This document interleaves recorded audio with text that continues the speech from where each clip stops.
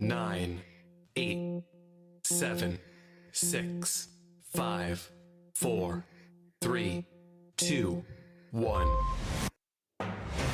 Live from Swansea, this is the Twilight Show with Nathan Gynn. Bore da pawb, croeso I Abertawe. Welcome to Swansea Twilight Show with me, Nathan Gynn. On Teacher Talk Radio, we're joined by Ellie Costello from Square Peg tonight to talk about the book Square Peg's Inclusivity, Compassion, Fitting In, a Guide for Schools. One-size-fits-all education system is creating a growing number of square pegs, children and families who don't fit in and are suffering as a result. Live from Swansea, this is the Twilight Show with Nathan Gynn on Teachers Talk Radio.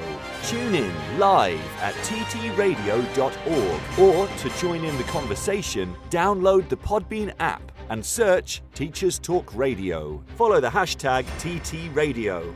Tune in, talk it out with Teachers Talk Radio.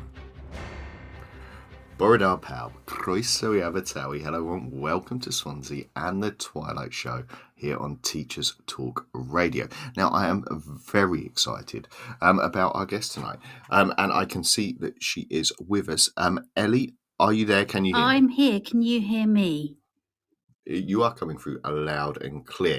And, you know, I read out a little bit of the book, and we will get on to the books. I'm really excited to talk through, having read it over the past sort of week or so and a few days, and I've been going back already. We'll get into it. I've read it, I've gone back through it and read it again, but I want to talk about that a little bit more sort of when we get further in. But first, for anyone sort of listening in, maybe who hasn't come across your work before, why don't you tell us a little bit about yourself and what you do? Yeah. So, Square Peg is just entering its fourth year of activity. We were founded really to raise awareness and inform understanding about barriers to attendance and children who are persistently absent and who are struggling to attend or access education and learning. I'm a parent with lived experience, so I had two children that really struggled with attendance, both for sort of overlapping but also distinct reasons, and sort of entered education, I suppose, at a time of enormous change around 2010. And became casualties, I think, of lots of different drivers and forces, and then discovered that we weren't alone, really, and that there were increasing numbers of children who were falling out of education and who were struggling to access it, and sort of discovering, I suppose, the burden on schools and the stresses and the drivers, and really getting interested in those conversations and how we can really sort of come together and listen to each other and draw on each other in order to sort of stop the exodus, because it is an exodus of unprecedented numbers, not by choice, actually. It's a lot of children are struggling to remain in school for lots and lots and lots of different reasons. Well, and I wanted to ask about that. I know the book, you've called it Square Pegs. A lot of people sort of who contributed to the book as well, they talk about either themselves or someone in their family being a square peg, or self-identifying with this label of square peg. What do you think of as a square peg? Is each square peg different? Yeah, I was asked this today, actually, because we're all unique, aren't we? So there's lots and lots of round holes and many different shapes, trying to fit lots and lots of round holes.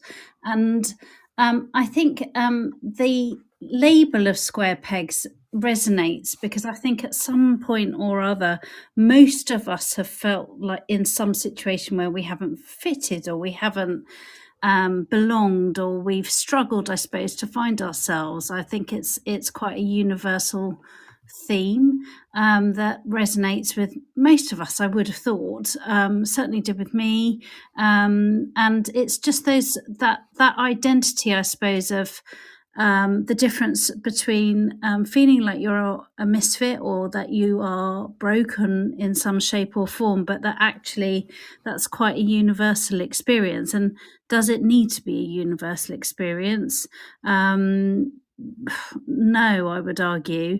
So it's really about embracing difference, and understanding that we are all unique. We all have unique talents that we can bring to the And party. I know we'll get onto this later, I think, when we talk about the different chapters there. You've kind of already mentioned maybe the educational scene, the educational kind of landscape at the moment and how that's changing. And I wanted to ask there, just while we're talking about sort of these different round holes, or the same round hole, Yeah. do you think that is part of the problem? We're seeing kind of a similarity of education, or a one way is the right way type approach to education at the moment, that mean there aren't so many options for these people with differing talents. Yeah, I think so. I mean, we all widely recognise that the sort of institution of education, if you like, has looks in on the face of it very similar to where it started out, the format of a classroom and all the rest of it. But there has been an enormous amount of innovation, expansion, and also a real drive, I think, to try to ensure that everybody has access to the right opportunity and the right and to equal. We all want everybody to go to a good school. What does a good school look like? So in the effort to sort of, I suppose, standardize the offer and to make sure that we're all sort of able to access equitably the same sort of opportunities, I think in doing that, it has led to some well, how to put it? It's it's optimization at a cost, I suppose. So it's trying to bring something in that is equitable and equal to all, but in doing so, you actually lose the nuance and the difference, I suppose, or the customization of what's possible. And that's a great shame, but I understand it's an enormous challenge for a system that is trying to ensure that everybody leaves with similar qualifications, so, a basic baseline that is universally acceptable to the workplace. So I'm very alert to all of the challenges that are out there, but I think there's a real opportunity for us to actually just pause. I mean, that's what COVID gave everybody, wasn't it? Although not for schools, sadly, because everybody was pedal to the metal. But there was an opportunity, I suppose, to see how things could play out differently, and what if we tried hybrid learning, and what if we did things online, and what if. So yeah, it's interesting times, it's exciting times. That's what I feel, really excited. Now, I should say to anyone listening in at the moment, if you are listening live in the Podbean app, you can, you can text in your questions. You can call in if you have questions or things to share, or thoughts that you want to pose there in the app itself. Of course, you can find us as well on Twitter at TT Radio Official, where you can tweet those out, and we'll be monitoring them through the show. So we're throwing in some of those questions as well, as you share them live, because we are live. And I wanted to ask you as well something about that I found different about the book, and in a powerful way as well, was the personal aspects of the messages coming through, and it particularly, in your book, there's a part at the start, or quite an extensive part, where there are these messages, very personal messages from young people who have struggled at some point with school and their education, and it must be an incredibly hard thing to experience. And what is it that's happening to these young people we're talking about, and their families who are square pegs, as they face those struggles? What are they going through? Yeah, I mean, it's so important for us to keep it individual and human centered, that these are, because we can all get washed over, can't we, with sort of national data and overall sort of drives to achieve this or to attain that. And actually, we're all just, individual humans pinging about within a classroom or, a corridor. And so keeping it sort of human centered and human scale was really, really important. And also using children in the now. So often what happens is, you might have older young people who might be, reflecting back on their school days. So they might be in further education or higher education, or they might even be in the workplace in their 20s, 30s or 40s, and they're reflecting back. And actually to have the written words and drawings from children and young people in the now was really, really important to us. And I think when it's written down, it's harder to sort of look away from it. And I've done it too with my kids, where you don't really hear or take on board the gravity of what they're saying. And it's so easy for us as adults, and we don't do it intentionally, to dismiss or try to diminish or sort of brush over. It's done as a way to try to minimize and try to contain distress. But often what happens for those young people is that they feel very powerfully that they're not listened to, they're not understood, they're not taken seriously. And so what you get is some really early sort of feelings that they don't matter and they're not important. And I think, for a young person to actually know that their voice does matter and that it is important to the people around them is an incredibly powerful thing. And I think it just it helps keep us all honest, really. So the children who contributed, they were so overwhelmed, I think, to see their words in print. And it took quite some doing to find these children, because often, they are silent and they are withdrawn and they don't necessarily want to even be known. Even anonymously is hard. But once they saw the book coming out, and in fact the young person who wrote the list that's on the front cover, the impact on those young people, we've had the feedback from their parents, has been phenomenally positive. It's really helped them to kind of go, gosh, somebody does want to know about me, and somebody does want to understand me. And I think, there are so many in schools who actually really want to deliver that and be the safe adult, but perhaps there's another, stressful day, Ofsted visit, exam prep, all sorts of things are pulling us away from being able to take the time to see the individual and to value children's voices. I think is a challenge, but so important. Yeah, it's interesting that you said, you said something there about sort of looking away or, from it as a thing. And I will say that, when I describe, I've got the book here in front of me for anyone listening in, and there is, this beautiful kind of white pristine cover, and then this writing, and it's really powerfully in the child's actual kind of handwriting, these kind of messages about the struggles they're having or the feelings that they are having. And I will say, when I was putting the book down, I found myself having to put it down face down so that I wasn't faced with that, because it was so powerful to look at. And I wanted to read out one of the sections here, and they're not named as such, but for anyone listening in, this is a young person's, at age 11, their thoughts and feelings. And it says, this school is ruining my life. I am angry all of the time. It's really frustrating. When I'm in school, I'm trapped. If I ask to get out of class, they just tell me to do deep breathing, and that makes me have a panic attack because I mask. They don't think I'm fine in school. They are doing nothing. If I go in all the time, I just come out. And this is written in a young person's handwriting, and I found that part incredibly powerful, that it was in their writing, it was in their voice, and it was their messages coming through. And it really made me kind of take a different approach to reading the book, I think, or certainly a more powerful approach.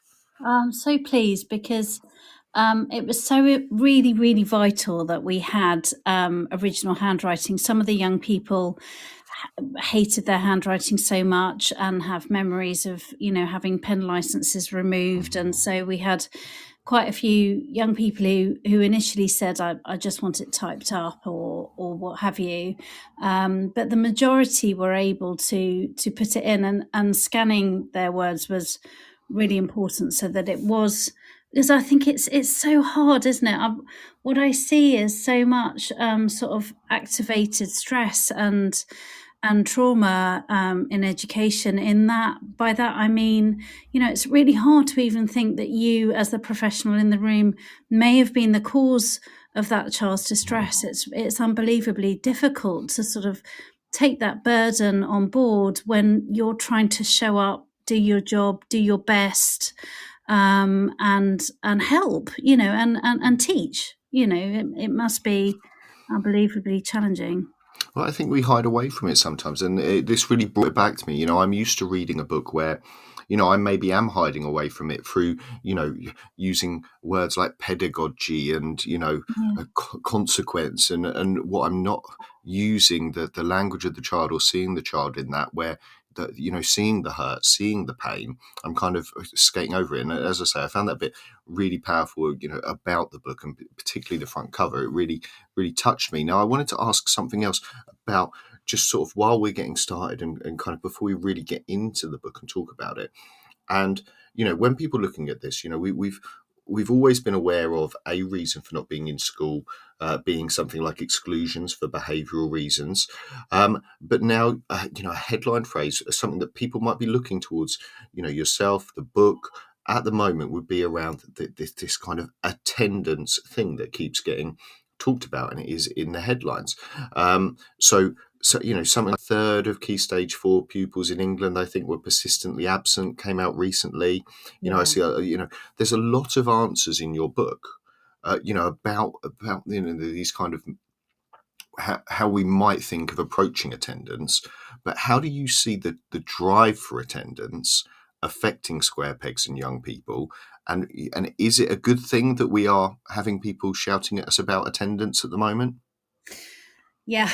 So, I mean, my eldest non-attendance journey, I suppose, to phrase it in the only way I can, began in 2014. It was a slow burn, but the severe non-attendance was 2014.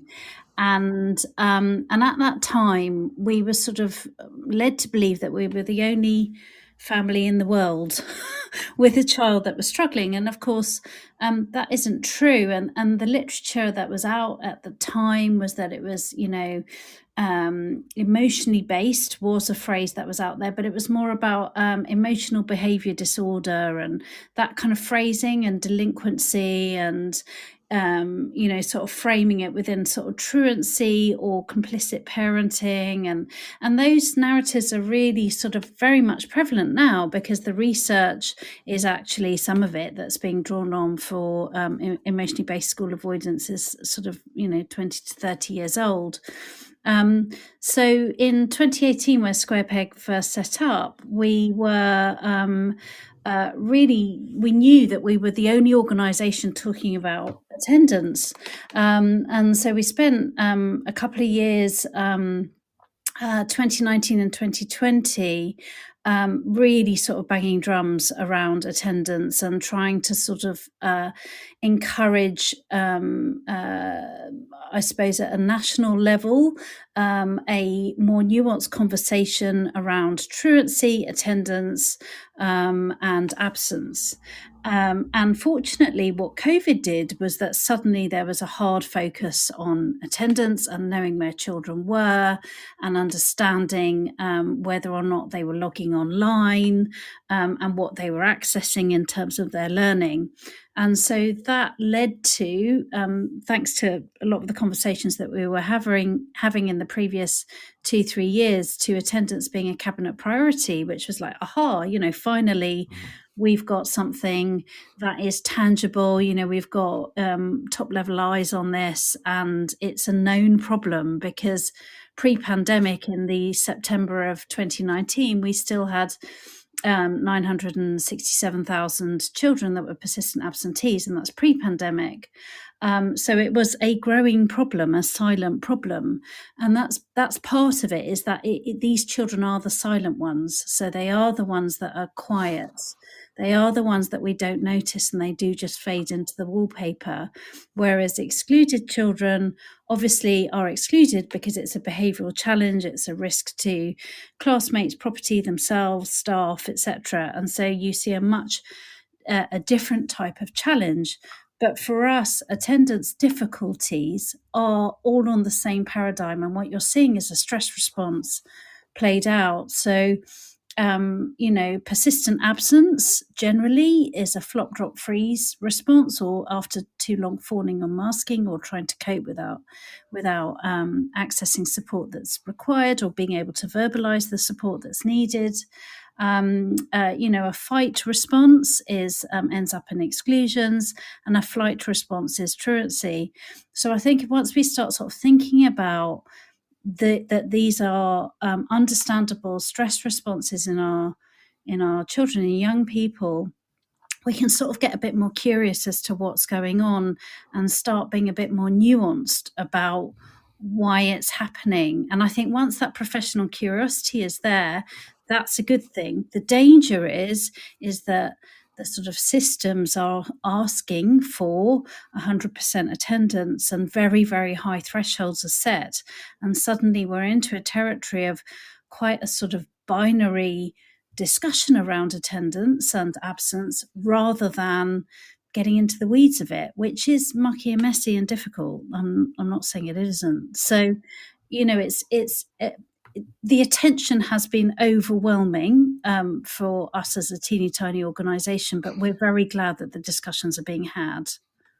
And I find it interesting there, as you talk through, you're using words like nuance and these parts coming through, because my experience personally of drives for attendance, drives to improve attendance, and certainly, how people view what is good attendance and what is bad attendance, and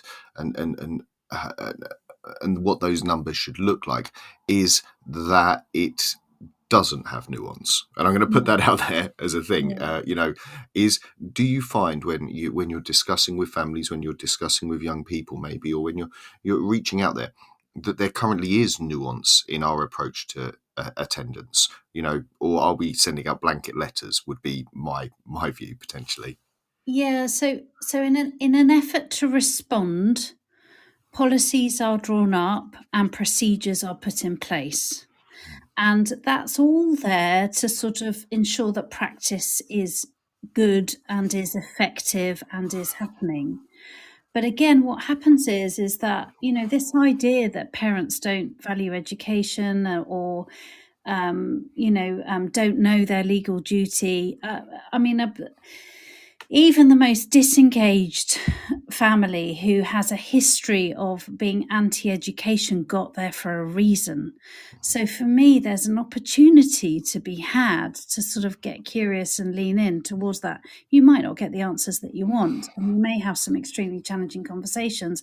But if we're serious about really breaking down intergenerational levels of distrust, disengagement and withdrawal from education and from support services for children and families, then we've kind of got to get down into the weeds and really sort of get to the messiness of it. And sending out a letter that's based on informing a parent of their duty is often like an incendiary device. I can vividly remember the first time I received mine, and it was devastating. And we were in full early help by that point. We were, having absences were authorised under the illness code at that point, but we were still getting the letters, and it really massively impacted on my mental health, and it created a legacy of anxiety I still feel around attendance, and actually around attendance enforcement. So I think, that there are letters and there are letters. Do we need to inform? When you speak to the DFE, there's the guidance that they're putting out there is suggested. We suggest that you inform parents of the X, Y, and Z, and we suggest that you do it this way. But do you have to do it that way? Maybe not. Maybe there's another way to actually reach out and have those early conversations, and to actually say, hey, we've noticed that this is happening. How can we help you? And you are quite likely to be faced with a parent who's extremely stressed and is very defensive and is ready to burst. And so sort of being aware of or anticipating, I suppose, how it might play out, even with the gentlest of approaches, it sort of gives one, I think, an opportunity to sort of tool up, to access some support and some training, to understand the stress levels that are there and the despair, because many of our parents are absolutely desperate. Honestly, when your child gets into a position of full refusal, it doesn't compute. You're just like, what do you mean you're not going? And you try everything. You manhandle them. You follow the advice. Bring them in their pajamas, take away their Xbox. You do all of this and you try it all, and it just makes everything so much worse. And that's because the actual cause driver around the attendance difficulty, you're not actually talking about that. You're trying to manage the behaviour, which is the non-attendance. Yeah, and as we switch back between these conversations, and I should say, reading the book Square Pegs, I have, there are parts in this that certainly, I am going to take away to my place of work and look at for writing policy and writing procedure. But as I've already said, I find that balance between coming back to the very personal, the very poignant, the individual there. This balance is very well written throughout the book, that we never lose sight of the individual whilst writing those policies. And I, that's something I found, I really enjoyed about reading the book. Now we're going to have a quick ad break. We have some very important people that we need to hear from who support us a lot here at Teachers Talk Radio. But when we come back, I'm going to pick your brains about chapters specifically. And if you are listening in the studio, don't forget you can message us in the chat there, or you can tweet us at TT Radio Official, and we'll add that into the conversation. We want to hear from you, and that's why we're live. So we see you just on the other side of this important message. This show is brought to you in partnership with John Catt Educational, a leading publisher of books, directories, educational guides and magazines specifically aimed at forward-thinking schools in the UK and beyond. Have you checked out their latest releases? Don't miss out! Visit johncattbookshop.com to explore their full range of titles and advance your own professional development today. Happy reading! Live from Swansea, this is the Twilight Show with Nathan Gynn on Teachers Talk Radio. Tune in live at ttradio.org, or to join in the conversation, download the Podbean app and search Teachers Talk Radio. Follow the hashtag TTRadio. Tune in, talk it out with Teachers Talk Radio. Borodar Pab, Croeso I Abertawe, everyone. Welcome to Swansea and the Twilight Show with me, Nathan Gynn, on Teachers Talk Radio. Tonight we're joined by Ellie Costello from Square Peg to talk about the book Square Pegs, Inclusivity, Compassion and Fitting In, a Guide for Schools. Now I wanted to read just a little bit off the blurb, just to kind of get us started with this. And it says, honest, challenging and even distressing at times, this is a book that is also optimistic, proven ideas and insights that will inspire schools to reassess their approach to supporting those children and young people who are not fitting in and their families. Now, I wanted to ask you, Ellie, when putting this together, who was the book aimed at? Who were you hoping it would find its way into the hands of? That's such a good question, because originally it was about, when we were speaking to, our publisher and our editor, and it was always, a book for schools, but we very much wanted it to be a book for everyone. And by that, I mean, local government, policy writers, lobbyists, parliamentarians, specialist support services, parents and parents and carers who have children with very high needs and are wanting to are needing, I suppose, to think about other routes and are a bit lost. And so it was a book for a wide audience, but it was particularly meant to be there to inspire, empower, and enable schools, I suppose, and just to reassure that there were other options if the ones that you're trying aren't working. So it was. I don't know if that answered the question that well. No, it does. And I find that, I think another thing I really liked about the book, and I find this is I've been suggesting it to different people, and we shouldn't think about people in education, in this way. But I've advised this to assistant heads for a read of, and I've advised it to teaching assistants as well. I found it sort of that it spans across, because in some senses a lot of it is pastoral, as people might label it, because it's about interacting with people on a one-to-one level at some points. And I think maybe a lot of our pastoral teams, a lot of our teaching assistants are the people having some of those conversations. The guidance officer in school is one of the people having these conversations. It doesn't always sit at the top, does it? I also found that in reading the people who contributed to it, because you've managed to get quite a range there as well. Was that a deliberate choice to get different different professions to contribute to the book? Definitely. I mean, so I'm sort of from a creative background, so we in the way that I think, it's always about looking outside boxes and thinking about different voices of experience and expertise, but also sort of learning from both within and beyond the area that you're trying to write for or write to and support. So for me, it was really vital to look beyond as well as draw from within,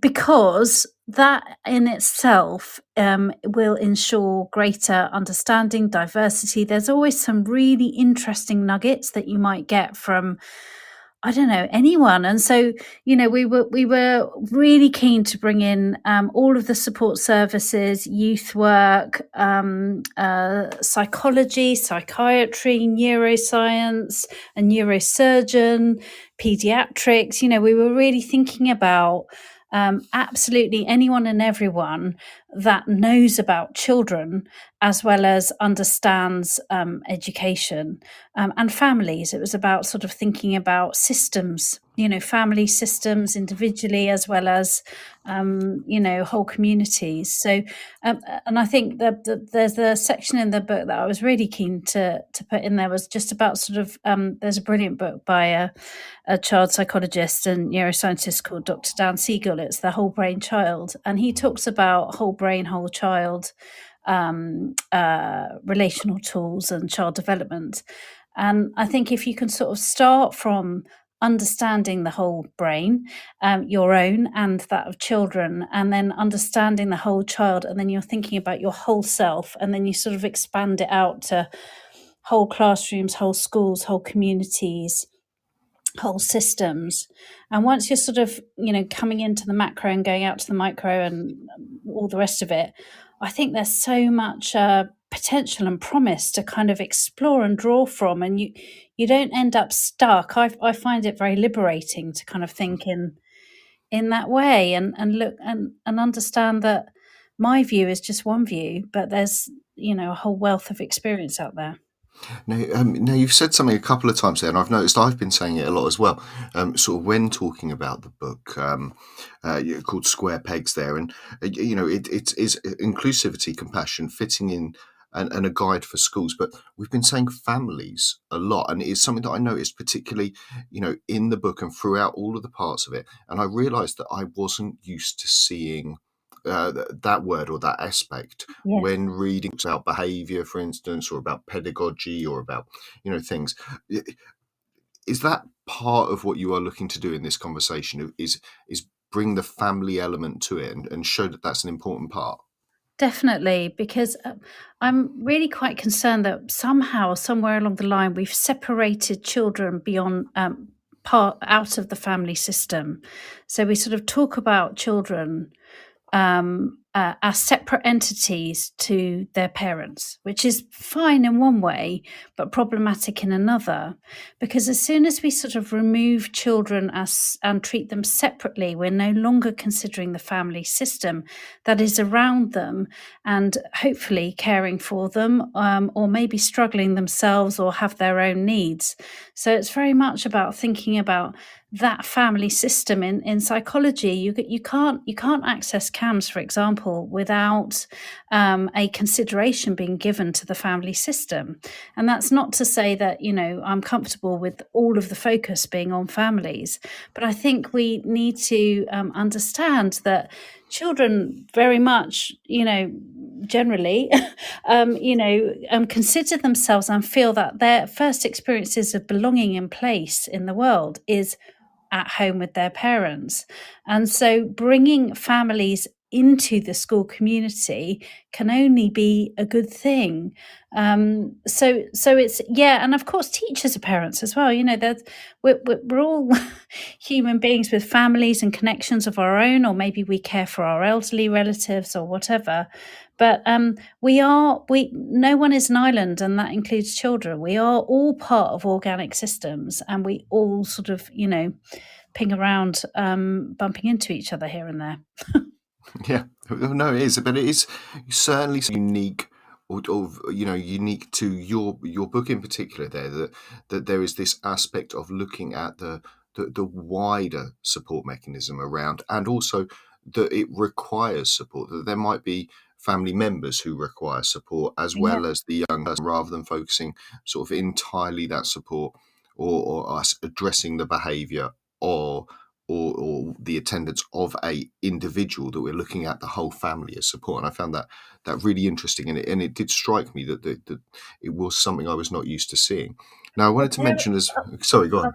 I was just going to say, parents really do feel left out, particularly at secondary level. It's a real jarring shock, actually, to sort of, that you're no longer included, or you don't really hear.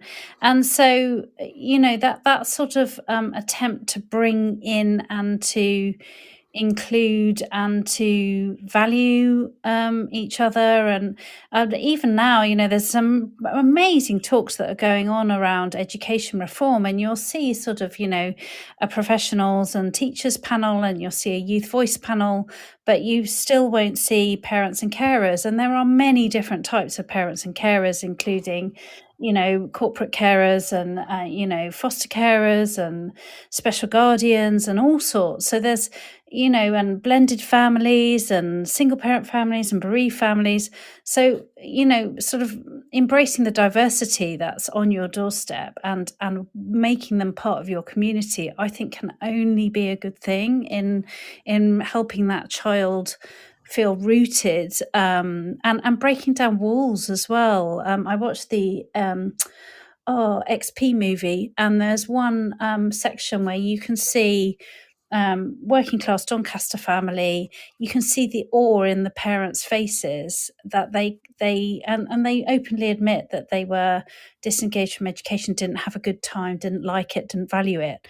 But you can see the awe in their faces because that school works so consistently to bring parents on site, to include them in the school experience. And that's how you change paradigms. That's how you change minds and change lives. And that's the power of education for me. Now, we got a little sidetracked off my question stem, where I was going to. No, it's okay, because that was my fault, because I realised that we hadn't talked about the families aspect, and I hadn't planned to, and it suddenly struck me there at how, maybe that's my own experience, because you're right, there are some wonderful schools out there who are really reaching out and trying to involve families into what they're doing. And I wanted to ask, I mentioned this earlier, sort of when talking about sort of the book as it goes through, and that I'd said that I'd been lending it out and directing chapters.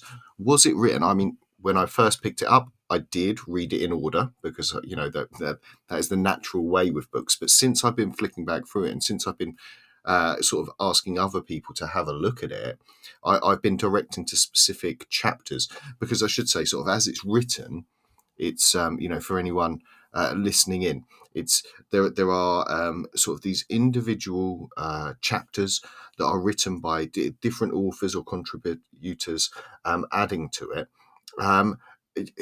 Is there an order I should have been reading it in, or how was it meant to be consumed?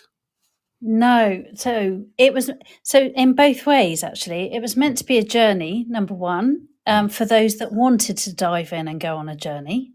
But it was also meant to be, we kind of tried to think of it as sort of a knowledgeable colleague that you could pick the brains of and pick it off the shelf and just dive in and do a bit of reading, a bit of something to just kind of, get the juices flowing and sort of, really support that professional curiosity and sort of, just enable. It was about empowering. That was the other thing as well. So we were really holding in mind stretched classroom teachers, leaders, executive heads, you name it, and understanding the time pressure that they were under.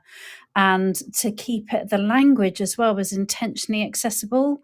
So, and I found the edit incredibly hard because we had so much content that we had to lose because of the word count in the end.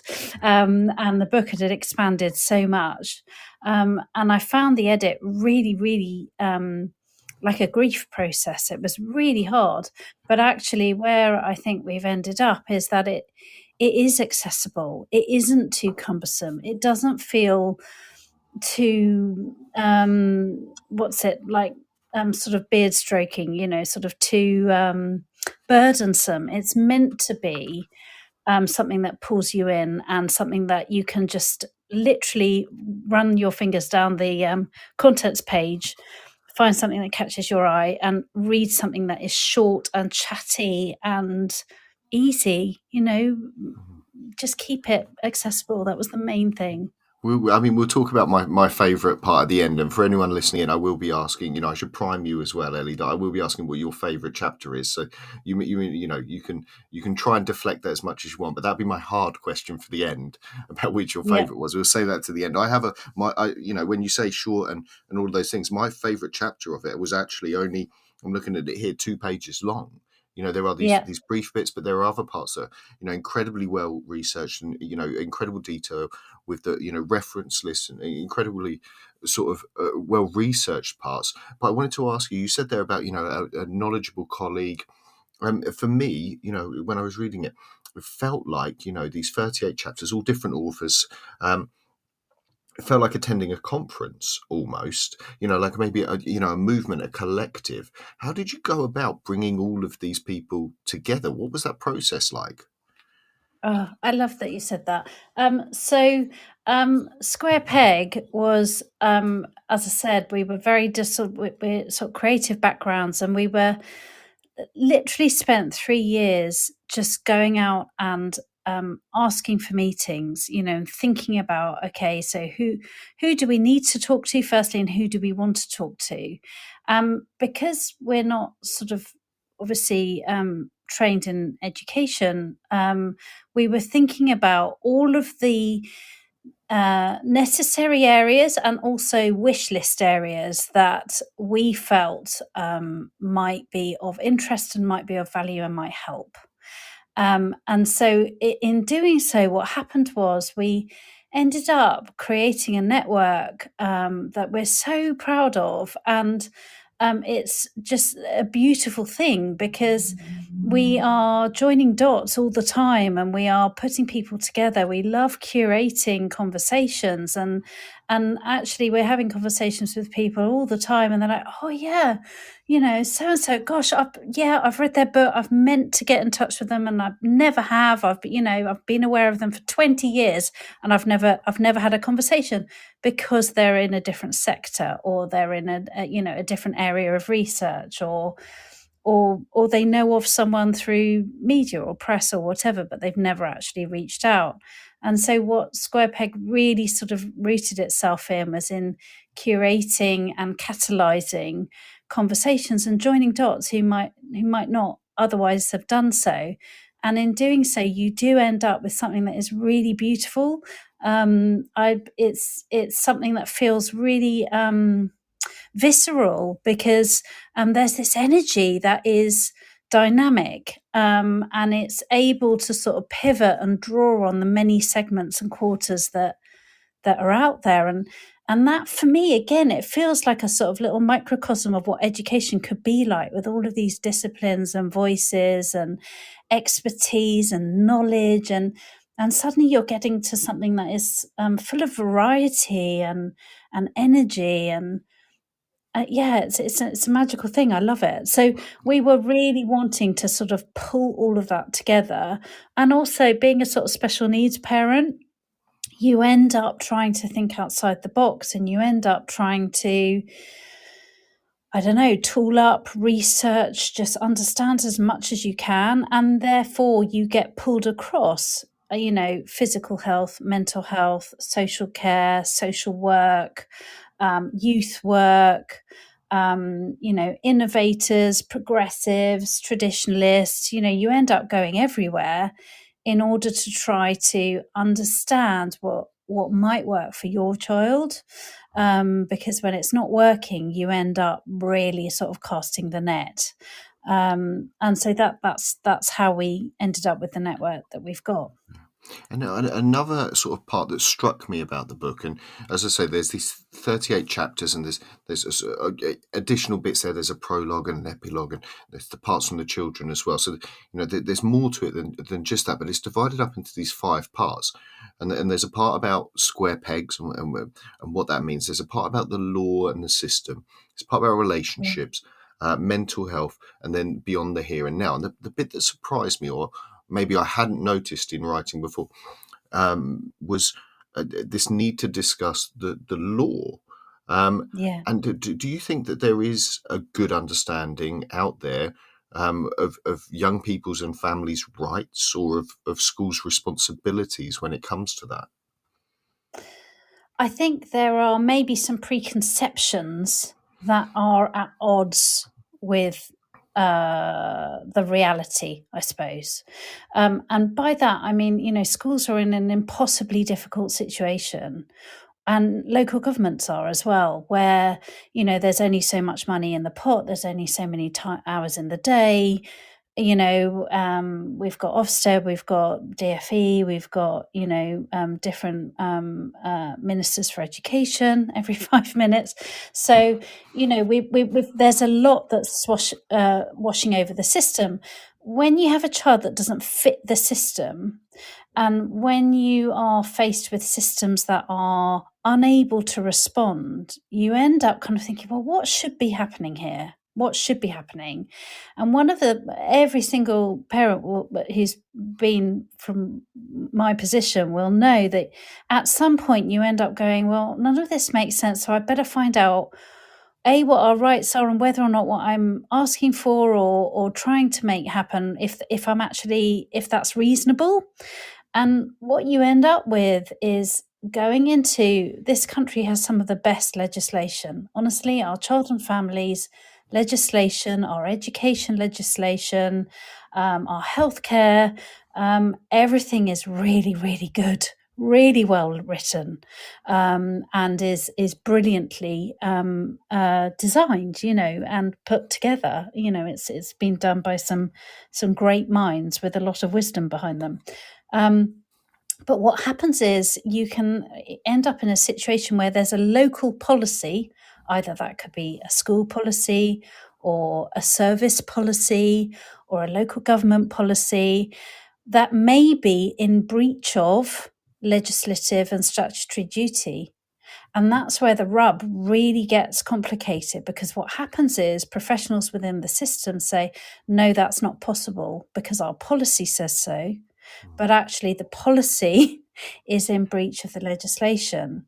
And that can really add to a lot of challenges, because professionals will often end up going, feeling quite conflicted, and it's very difficult to change a local policy. And we've got unprecedented numbers of families who are being forced into send to tribunal, is a case in point, with 97% of families who go to tribunal are winning, because there's so much local policy that isn't actually in line with statutory duty. And there is national drivers to reduce the number of high needs children, to reduce the amount of public spending. We've come through significant periods of austerity. So there's a lot that's washing over the system. And meanwhile, you've got boots on the ground, ordinary people, everyday heroes who are just trying to show up and do the job. And yet it's impossible to do so because there's so much confusion and muddiness. So the book on duty was really trying to sort of talk about the difference between guidance and the law, and actually to try to sort of introduce and remind leaders, I suppose, that there is agency there. Because I think, as a leader, it can be incredibly difficult to lead, to maybe deliver on what you want to in the way that you want to. And so what we have is, a great, huge numbers of people are sort of really frozen in practice or interaction, and trying to do the best they can. But in the meantime, we've got 100% attendance, or we've got an Ofsted visit, or we've got league tables, or so what happens is you get a very, very stretched, very stressed system, and duty actually goes out the window. Not intentionally, but that's what happens because it all gets covered up with policy. Yeah, and I really relate to that. And as I say, it was a part that I was really pleased to see in there, and certainly part that I have pointed other people towards within the book, because I think there is some, the one for me when it comes down to is people I've often been said to, not so much now, but people saying that we can't do that because it will set a precedent. And I said, well, what do you mean by that? It will set a precedent? A precedent for doing the right thing? There's precedent. This child is unique. What that does it, and I as I say that, I found that bit really unique about this book. Now, I wanted to ask you about another sort of common theme and thread that goes through the book around relationships and kind of interacting and working together, and particularly the chapter that you co-authored as well within there, called Chapter 7, Steps to With, and it's about co-production and really working together. Because I say that, rather than just consulting on a pro forma that was pre-made. And do you think schools are getting this right, or is there some way for us to go to really do better at involving the families and the young people in what we are planning for them? Yeah, co-production is such an exciting thing, but it's so difficult to get right. And I've been working as an expert by experience in my local area for 5 years now, and I've experienced the sort of good, bad, and ugly of co-production. I've sort of done everything from the engagement and participation right the way up to really courageous, brilliant co-production. And it wasn't anything that I did, it was led, it was from within, it was wired in to the intention of the piece of work that we were doing. And it was truly collaborative, and it's honestly like the most exciting thing you can do. It really strengthens community, like the energy, like the change that is possible is phenomenal. It's really, really hard for schools to relinquish, I suppose, complete control. And co-production can feel really, really scary because it is about working sometimes by taking a back seat, but often by not coming to the table with a preformed agenda. In fact, true co-production is about starting with a blank sheet. and working together. So you might come up with an idea together and what do we want to tackle? And I think there's some brilliant examples of it already happening where, for example, a school may have a theme week and a certain year group will want to lead on that theme week. And you've got some really beautiful examples of young people creating content or perhaps an event or something. And that's a form of co-production right there. Your school council would be another one. Your governors is another example of co-production. You know, any good governing body will have people from different disciplines, including parent governors, all coming together to work together. So I think that there's a lot out there, but it feels really scary. So one of the things that I noticed with local area co-production, when I entered sort of local government rooms or healthcare partnership rooms in order to do a piece of work, I was always very aware that I didn't speak their language. And what can happen is that can be quite alarming to everyone around the room. So you may have a time constraint, or you may have an agenda that as that person who's called that meeting that you want to go through. And so you can sort of get stuck on a formality that actually you need to throw out the window and kind of not. It's sort of flipping things on its head and doing things really differently. And so I was very aware initially. Somebody asked me recently, how do you co-produce without activated trauma being pinged around the room? So in other words, you might have a parent who's particularly vocal or who speaks a different language and is speaking in English in a very blunt way, or somebody with learning difficulties and their communication style is different. It's about sort of getting comfortable with being uncomfortable. And once you're there, once you're accustomed to being in a room that is accepting and expecting difference and being comfortable with how different people communicate to achieve a single aim, once you're there, you are hitting something that's really quite magical. And one of the things that we talk about in the chapter is expect it to go wrong, expect it to feel uncomfortable as well. Because if you're not having the courageous conversations, then not everybody around that table is speaking openly. So if you sort of expect it to get a bit tense, uncomfortable, difficult, go off the rails, and you expect that is normal, then you're going to be more able to remain in flow with that process and to stay on track and to end up with something brilliant. It could be, the children are rewriting the, uniform policy. Whatever it is, there are many different things that you can do.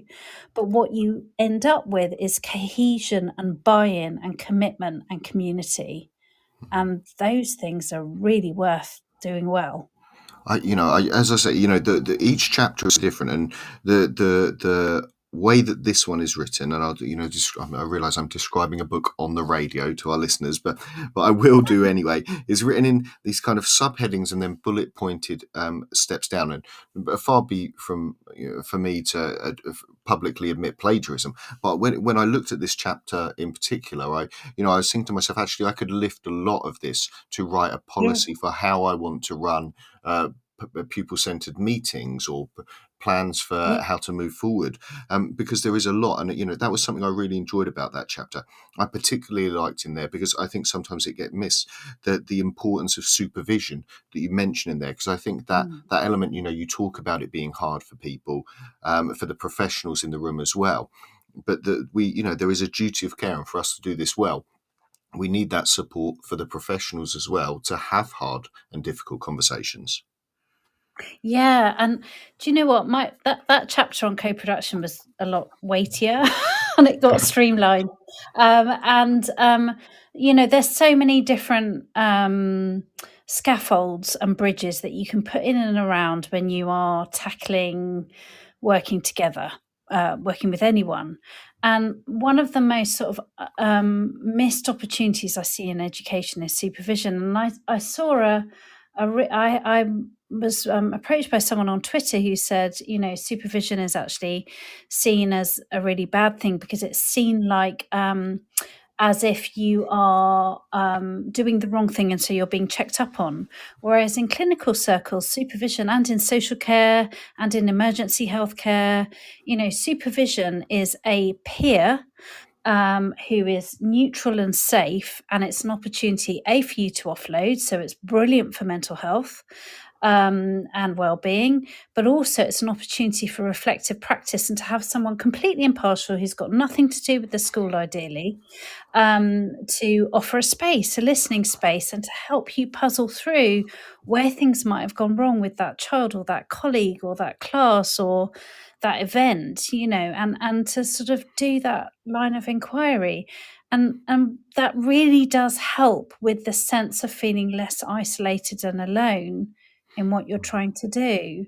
And education doesn't have that wired in, and I really feel like it should do, because it's so important. Yeah, certainly. And as I said, I was really pleased to see that bit. And as you say, I'm glad that you streamlined that down, because it's going to make it very effective for me to semi-plagiarize, if I'm allowed to say that publicly, to write my own policy on how we interact with families when making plans for their young people and involving them in it. Now, if you are listening live in the studio, stick around for the news, which you're going to go to. And Ellie, I'm going to give you a thought to ponder through the news while we talk about it, because when we come back, I want to ask you about, when we get to whether it is the system itself. We can do these things to fix the current system, but does the system itself need looking at? When we come back, just on the other side of the news. Is that okay? Yeah, please.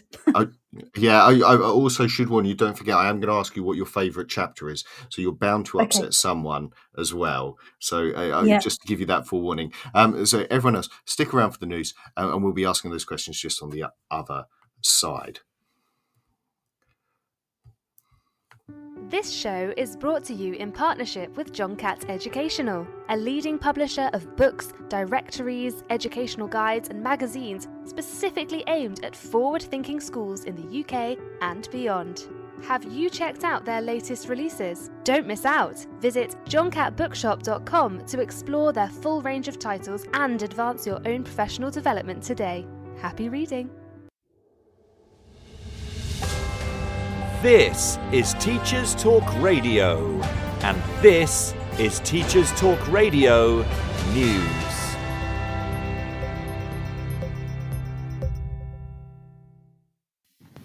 Cambrian News reports on Sport Wales survey of school sport and its findings from 2022. The results showed that 39% of pupils took part in organised sport outside of the curriculum, a decrease of 9% since 2018. With a further 36% of pupils reporting no frequent participation in an organised sport outside of the curriculum, an increase of 8%, making the nation less active than in 2018. The report also highlights issues with schools having appropriate equipment to make sport provision more inclusive, as well as concerns around a growing wealth divide. There is a 15% difference in participation in organised sport outside of the curriculum between the least and most deprived areas. The gap has increased since 2018. Football remains the most popular sport participated in at a community setting. In schools, there has also been a decline in the number of minutes of curriculum PE per week, with primary schools providing an average of 93 minutes, down from 99 minutes in 2018, and secondary schools providing around 93 minutes, down from 95 in 2018. The decrease in wider participation is attributed to the pandemic, but funding, adequate training and reliance on volunteers also has an impact. Full details of the survey can be found on the Sport Wales website. The impact a teacher can have on the lives of students has been a topic across radio and television media outlets, after the Princess of Wales was pictured hugging her former history teacher. The pair met up after a 25-year gap during a visit to the National Maritime Museum in Cornwall, with the princess reportedly telling her old teacher, "The things you taught me, I now teach to my children." Former teacher Mr. Embry described the princess as exuberant and just like she was. He also referred to her as conscientious and considerate while she was a student. The pleasure at seeing her former teacher and the time spent chatting were captured in many photographs and resulted in plenty of further discussion on teachers who were remembered fondly for playing a role in the lives of their pupils. Strikes, teacher pay and conditions, and previous comments made by Education Secretary Gillian Keegan continue to dominate the news. ITV News reports that Ms Keegan has defended her claim that teachers are among the best off financially, when you consider the whole package. She told ITV News that benefits outside of the basic salary made it hard to compare their jobs with those in the private sector. In the interview, Ms Keegan made comments about possible plans to toughen up the law to force teachers to inform school leaders if they plan to strike, and insisted that she would not budge from her position of rejecting above-inflation pay rises. Ms Keegan also talked of plans to change the University Application System UCAS to include apprenticeships alongside traditional degrees and to promote different career paths. The interview was part of a 2-day visit to the Northwest, with ITV having exclusive access to Ms Keegan. Full details of the story and more of the Education Secretary's views on strikes, pay and the views she has on education can be found on the ITV News website. The United Nations appears to have weighed into the debate on religious schools in Ireland. On the National Secular Society website, the group suggests that the UN Committee on the Rights of the Child, UNCRC, has urged the Republic of Ireland to guarantee the right of all children to practice freely their religion or belief, by no longer allowing exemptions to ensure a child's right to education on religious or ethos grounds. Most primary schools in Ireland are run by churches, and 90% are Catholic schools. Over half of secondary schools are linked to a particular religious denomination, although there are 150 multi-denominational schools in the country. The UNCRC also called on Ireland to strengthen measures to eliminate discrimination against LGBTQ children, as well as children of minority faith or non-faith backgrounds. The issue has raised its head again after reports by the Irish Department for Education were submitted to the UNCRC to highlight progress following previous recommendations. Finally, BBC News features a long-read article about the BAFTA-nominated film Blue Jean and the lesbian teachers who inspired it. The plot follows a lesbian PE teacher in the late 1980s, at a time when a controversial law banned the promotion of homosexuality via Section 28. The legislation was in force until 2000 in Scotland and 2003 in England and Wales. The film was released on the 10th of February. This has been your Teachers Talk Radio News with Joe Fox. This is 2 Minute Tech with Steve Woods, your tech briefing on Teachers Talk Radio. Hello, this week I'm taking a look at the AI-powered all-new Microsoft Bing search. Are we soon to be saying Bing it instead of Google it? There's only one way to decide. Let's have a search engine scrap. First, to use Bing, it's recommended you have the Edge browser installed. However, you can just go to bing.com. To get the full experience, I'm signing into my Microsoft account on bing.com in the Edge browser and signing into my Google account on google.co.uk in Chrome. Putting both interfaces side by side, they look the same, only Google has no distractions. Today that is, as sometimes there's a Google Doodle to celebrate something. Bing has a block of top news stories, and you can scroll down to see more headlines and ads. This I feel is a negative for Bing, as it's really easy to be distracted. Click something that catches your eye, and searching turns to procrastinating. Other slight differences are Bing search results when clicked, open in a new tab, Google's don't. This is not a problem on your computer, but tabs are different on your phone, and it could be a little annoying having to close them if you're doing an extensive search. On the flip side, it could be useful if comparing prices, etc. The decision is for you to make. I know what you're thinking. Test the AI, Steve. Okay, I'm on it. As Bing now wants to chat with me, I type, I'm having a barbecue for 5 people. What should I cook? In Google, I simply type barbecue 5 people. The results differ. Bing gives me 165 million results, top being planning a large barbecue cookout for a crowd. It was a decent read and ranged from cooking for 60 to 100 people to 5 to 6. I'm now quite hungry. Google gave me a string of barbecues to buy, adverts, and then the first result was on the barbecue calculator. This was right up my geek street, and I think Google won this round. You put the number of people in, and then put the number of kids in, and select some other options, and it tells you what you need to buy to have a barbecue for that many people. Genius. Omni was third down in the Bing search. Only very slightly is Google winning at the moment. I like that Bing didn't hit me with ads straight away.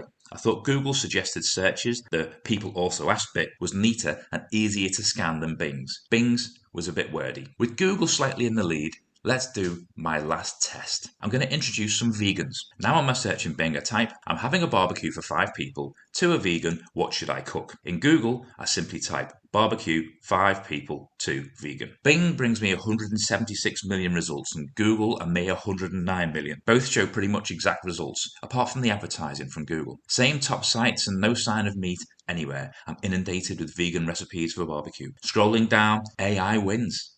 The 6th result on Bing is 20 tips for hosting a vegan guest to dinner. By the time I get to page 4 of Google's results, I've given up. To draw a conclusion, it's down to personal preference. Bing uses the same search algorithms and the AI is new, so it's still learning. The question is really, what will it be like in the future when it's had time to learn more? Don't forget to tell us what you would do if a vegan was coming to your barbecue. Get in touch at TT Radio Official. I'm Steve Woods, and that was 2 Minute Tech. 2 Minute Tech with Steve Woods, your tech briefing on Teachers Talk Radio. Live from Swansea, this is the Twilight Show with Nathan Gynn on Teachers Talk Radio. Tune in live at ttradio.org or to join in the conversation, download the Podbean app and search Teachers Talk Radio. Follow the hashtag TTRadio. Tune in, talk it out with Teachers Talk Radio. Boridar Pab, Croeso Abatawi. Hello everyone, welcome to Swansea, welcome to the Twilight Show with me, Nathan Gynn on Teachers Talk Radio. Tonight we're joined by Ellie Costello and we're talking about the book Square Pegs, Inclusivity, Compassion and Fitting In, a Guide for Schools. Welcome back, Ellie. Hello. Hello. Now, I said before we went to the news just there that I was going to ask you, there's a part in the book, I can't remember exactly where it is, I think it's near the beginning, that talks about square pegs being the canaries, but, you know, metaphorically because of their heightened susceptibility, and talking about also, you know, there's parts later on, particularly towards the end, I think chapter 35, which talks about beyond the conventional, about trying a different approach to education. And so my question is almost 2 parts there, is about, you know, do we need to change the education system as a whole?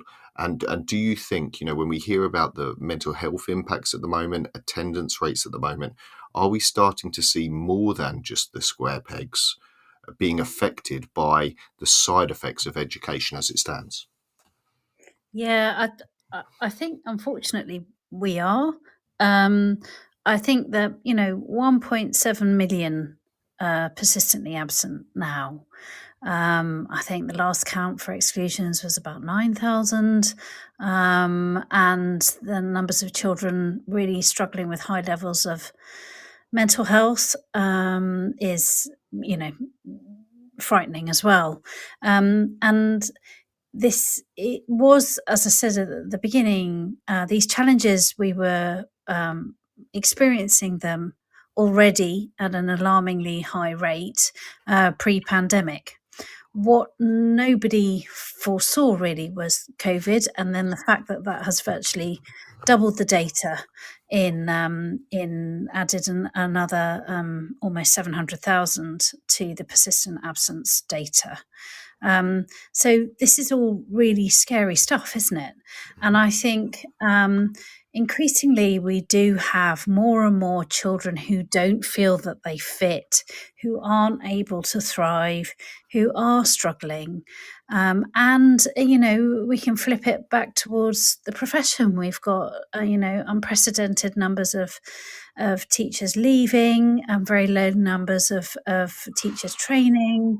So I think if we sort of look pragmatically at the whole system, we can see there's a lot going wrong in it, despite the best efforts of everybody, you know, showing up and doing what they can every day. So there's been some really good conversations, I think, around assessment and, you know, qualifications and employment and skills and all the rest of it. And I think it's necessary. I think we can't we can't ignore it anymore. But the book was always about, okay, so while people try to turn these big tankers, and while governments and those in the corridors of power try to think about what next and decide on which way they're going to sort of kick us all, which direction the wind is going to take the education system. What can we do in the here and now? What do we have individually? What agency do we have? And so it was very much about grounding everybody in the opportunity that we have, just human to human, person to person, adult to child, colleague to colleague. And so that was really important, sort of, because I think we can get overwhelmed with how much there is to do. But there was a chapter actually that we had to take out, which was all about the sort of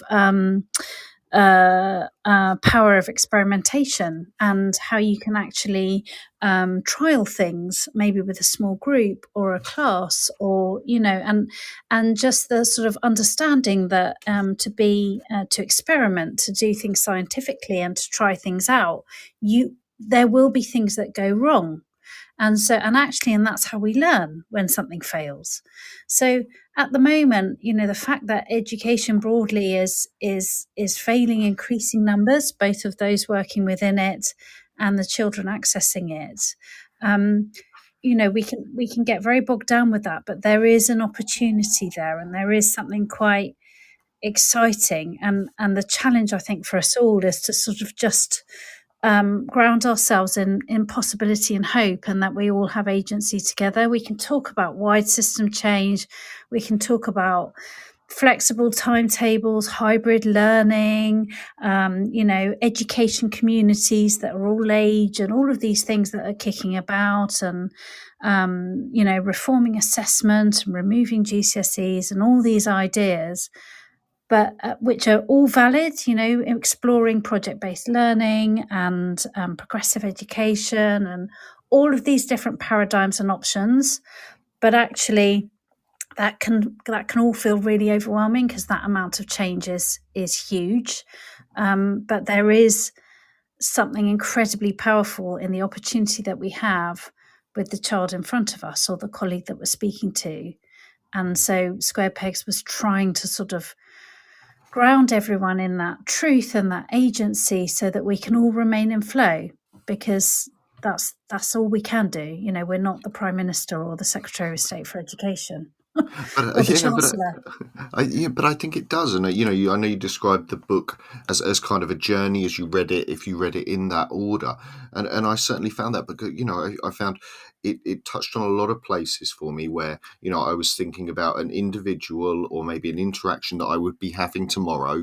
There were chapters where I was thinking, right, this is something that I want to change about how we do things year on year, maybe, or at a policy level. And then there were bigger questions about the why and the how, and bigger system changes that were in there as well. And I found that a really interesting part of the book, that I was having these different thoughts at different levels. And that's why I think, when I said that there were parts of this where I will proudly have this on my shelf at work, and be saying to different people, here, take this, let's have a read through this chapter before we have a look at what we're going to do next year about this, or someone who's struggling with a particular space, and say, do you know what, before your next lesson, have a read through of this, which does neatly segue us onto my hardest question of the night, which was going to be about your personal sort of favorite part of the book. And my favorite part, and I'll say this,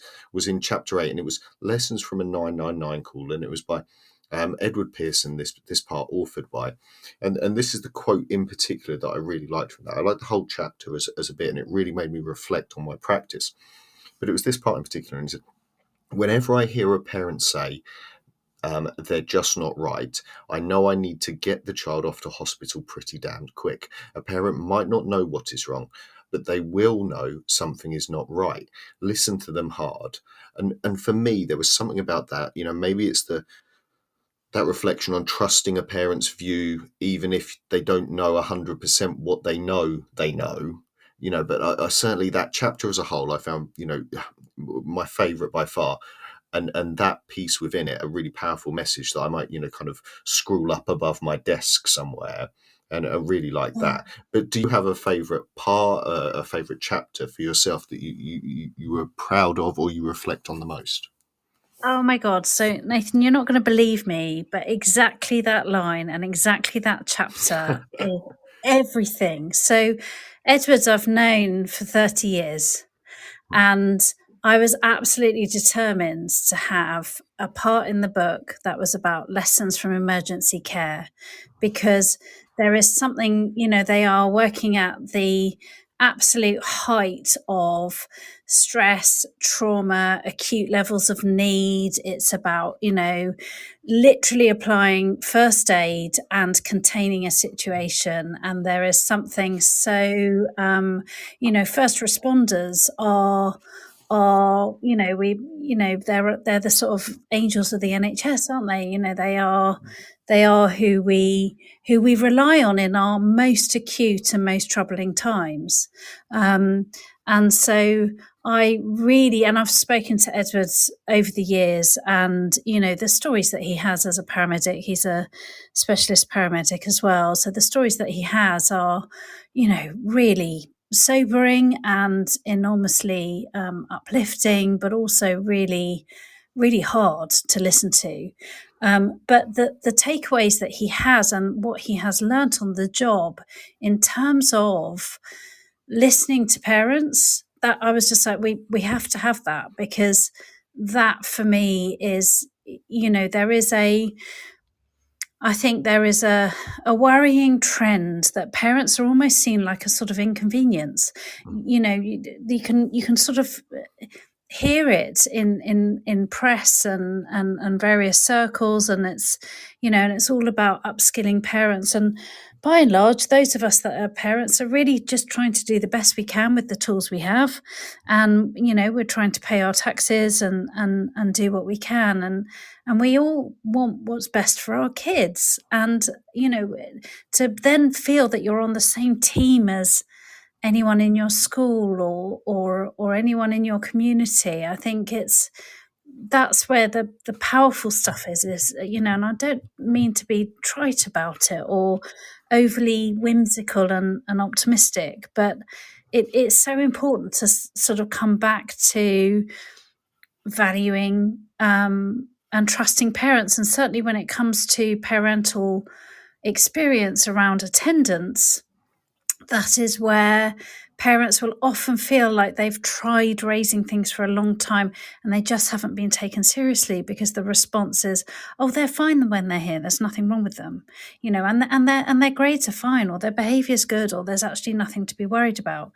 And so, or they don't have special educational needs, or whatever it is. And obviously there's a fine balance, isn't there, between reassuring parents that actually their child is okay, and then actually kind of going, oh, okay, well, if I've got a parent who is raising a concern, what kind of time can I give to this, and how can I address it? But lessons from a paramedic, that was absolutely, I was so determined to get that in there. It nearly didn't make it as well. And I really, really, really wanted it in there. I am glad it is in there. As I say, there's parts from this, and maybe this is my context of the parts that we of my day that we spend time on with the people I work with, and it is a very pastoral role. But there are parts in here, and again, I should say for anyone listening in, I'm talking about a chapter here, and this is why I like it. And I'm going to be sharing this with people at work. Is we're talking about maybe a page and a half, 10 points, kind of explaining these kind of lessons there, and it starts off, and the first one there is incredibly powerful as well. I say number one, it just says it might be just another call for us, but for the people involved, it's both memorable and potentially life-changing. Remember the human impact of what's going on and your part in it. And it had me immediately. I was like, right, this is so powerful, so interesting, and from, as you say, the parts in the book where it pulls from other professions, I think is a real strength. Yeah, no, I'm so glad you noticed, because for me it was absolutely vital. But also I wanted it to be reassuring as well, because I'm sure there are many within education who are trying to live by those values and who are trying to deliver that kind of philosophy of practice. And sometimes it can feel really hard to deliver that because you've got so many other pressures, or you've got, conflicts with colleagues, services, budgets, all the rest of it. But I mean, there's just what I wanted as well was for there to be a sort of sense of hope and wisdom. I guess it was just sort of. I'm thinking about Adrian Bethune's contribution, Natasha Devon's, the sort of sandwich layer around well-being and sort of moving from beyond wellness at one end to mental ill health at the other end, but what's in the middle of that? Dave McPartlin as well, because I think we can massively underestimate the power of happiness, of actually wanting to be somewhere. The chapters that talk about being made to do something and how that can disable and disengage, and I think it is about sort of taking a step back and putting different people's shoes on. I can't explain it better than that, but trying to use Dan Siegel calls it mind sight, so you're trying to imagine other people's experiences. But, and I think, again, a thing I enjoyed reading, and I'm sure I will continue to enjoy reading about it, is as you were describing there, I was imagining these people who, many people will have heard of some of those names that you've mentioned there, but I was imagining it like a conference, and it very much, the book does feel a little bit like that, where I'm kind of going, oh, who shall I hear from next? What person will I gain some insight and some wisdom from next? And I've not read a book like that recently, not in that structure, or not that made me feel in that way, where I was kind of flitting around almost, as I say, at a conference hall between rooms going, oh, I'd really like to hear this person's thoughts on it. I'd really like to hear that person's thoughts on it. Yay! I just feel like that's exactly what we wanted, really, and for it to be to ignite an appetite for more. This book isn't where it ends. This is the start, and for it to sort of really foster challenging and courageous conversations, because we've got to have them. We all know what's not working, so what are we going to try that might work? And what can we do differently? And it's like permission to try things differently. And everything that's gone on in education previously, everybody that was recommending everything that has happened and washed over us all came from a place of, I believe that this works. But I think it's that sort of what works framework can be quite binary as well. That there's more than one thing that works. We know this. And so we are rapidly coming to the end of our time together, and that is a shame, because you've talked there. We've really had to whittle down, because there is so much that we could have talked about within the book. Square pegs, inclusivity, compassion, and fitting in a guide for schools. But I wanted to give you a kind of wish at the end, and so we'll kind of framed this as you get one wish at the end of the show. So it's the impact from the book. Maybe we catch up in a year's time and this is what's happened because of putting this out into the world. What would your hope be? Oh my God. My hope was that we had a happier workforce, happier children, that we had stronger communities, that we were all moving with a place of intentional purpose that wasn't harming one another, because we're also aware of what's going wrong, and actually it's about really sort of embracing the possibility of hope and a case for change. This was meant to be an agent for change, in order to really drive conversations, because that's where it starts. As you say, an improvement plan, a development plan, a chat over coffee. It's about sort of inviting the line of inquiry and hopefully seeing that convert into action.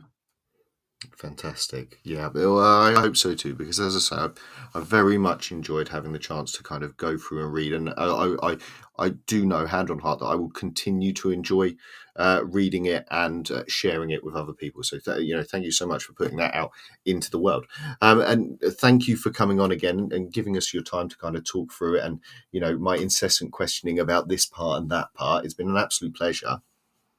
Oh, thank you so much for the platform, for your time, for your headspace, for your thoughts and reflections. It's just been an absolute joy. I've literally got goosebumps. Thank you so much. I want to pinch myself. It's amazing. Thank you. Now, we should say as well, if people want to reach out for you, I'll give the title of the book one more time: Square Pegs: Inclusivity, Compassion, and Fitting in, a Guide for Schools. If they want to reach out for you, your contact, your socials, your website.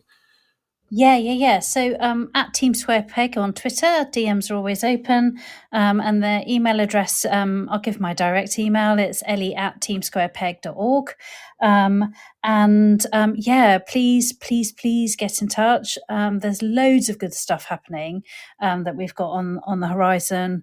We're stretched quite thin, but I do try to reply. But yeah, don't give up on me. Keep nagging me if you don't hear back from me. Fantastic. And so here in South Wales, I will say Nostar, which is good night. So Nostar, Ellie. Nostar. Thank you so much. Diolch yn fawr, Nostar. And good night to everyone. Tune in, talk it out. We'll see you next time.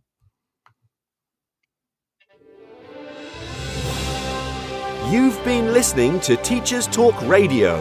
Tune in live and listen back at ttradio.org. We look forward to hearing from you next time on Teachers Talk Radio.